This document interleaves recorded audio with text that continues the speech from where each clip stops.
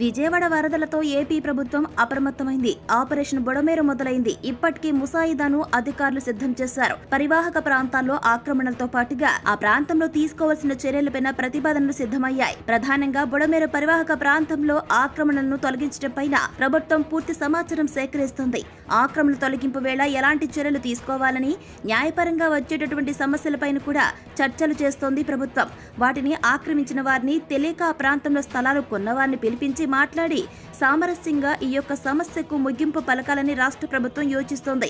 ఇక పటిష్ట చర్యల భాగంగా ఈ వాగు ప్రవాహం సాఫీగా సాగేందుకు గాను ఎక్కడికక్కడ కలవట్టుల నిర్మాణం చేపట్టనున్నారు. బుడమేరు గండ్ల పటిష్టతకు అన్ని చర్యలు తీసుకోనున్నారు. ఆక్రమణలను తొలగించడంతో పాటు ఈ వాగు గట్లను బలోపేతం చేయడం ఈ ఆపరేషన్ యొక్క లక్ష్యం. దీర్ఘకాలిక చర్యల విషయమై ముఖ్యమంత్రి చంద్రబాబు జలవనరుల శాఖతో ఇప్పటికే చర్చించారు. పలు నిర్ణయాలు కూడా తీసుకున్నారు. ఇక బుడమేరుకు వచ్చే వరద నీరు 15,000 క్యూసెక్కులుగా ప్రభుత్వం అంచనా వేస్తోంది. అసాధారణ రీతిలో భారీ వర్షాలు పడడంతో ఈసారి మాత్రమే బుడమేరుకు రికార్డు స్థాయిలో 45,000 క్యూసెక్కుల వరద నీరు వచ్చి చేరింది. దీన్ని దృష్టిలో ఉంచుకుని భవిష్యత్తులో బుడమేరుకు దాదాపుగా 37,000 క్యూసెక్కుల వరద నీరు వచ్చినా తట్టుకునేలా విస్తరణ పనులు మొదలుపెట్టాలని ముఖ్యమంత్రి ఆదేశించారు. దీనికోసం డిపిఆర్ రూపొందించాలని నిర్దేశించారు. బుడమేరులో బలహీనంగా ఉన్న గట్లను ముందుగా గుర్తించాలన్నారు. వాగుకు గండ్లు పడిన చోట రిటైనింగ్ వాల్ను నిర్మించాలని నిర్ణయించారు.